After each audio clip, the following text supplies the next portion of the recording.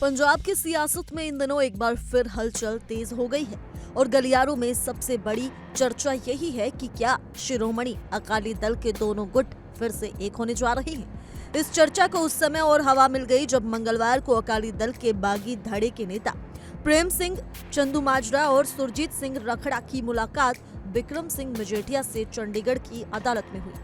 ये मुलाकात महज एक औपचारिक मुलाकात नहीं थी, बल्कि इसमें एक खास गर्मजोशी देखी गई जिसने आने वाले समय में नए राजनीतिक समीकरणों के संकेत दिए हैं। कोर्ट में हुई दिलचस्प मुलाकात दरअसल ये पूरा मामला साल 2021 के एक पुराने केस से जुड़ा हुआ है। उस समय अकाली दल ने पंजाब के मुख्यमंत्री आवास के बाहर जोरदार प्रदर्शन किया था, जिसके बाद सेक्टर 3 थाने में इन नेताओं के खिलाफ मामला दर्ज किया गया था। इसी सिलसिले में सोमवार को बिक्रम सिंह मजीठिया, प्रेम सिंह चंदूमाजरा और सुरजीत सिंह रखड़ा चंडीगढ़ अदालत में पेश होने पहुंचे थे।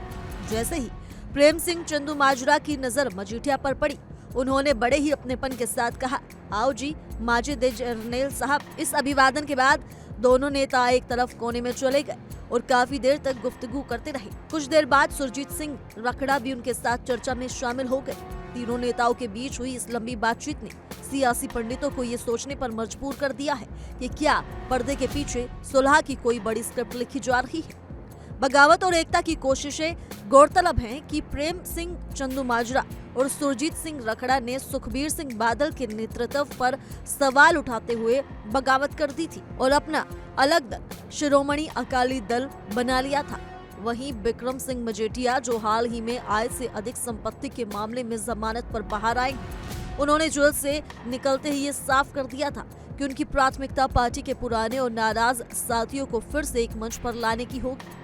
पंजाब में अगले साल यानी साल 2027 में विधानसभा चुनाव होने हैं और सभी दल अभी से अपनी गोटियां फिट करने में लग गए हैं। अकाली दल इस बात को अच्छी तरह समझता है कि अगर वो दो फाड़ होकर चुनाव लड़ता है तो 2022 की तरह इस बार भी उसे भारी नुकसान उठाना पड़ सकता है।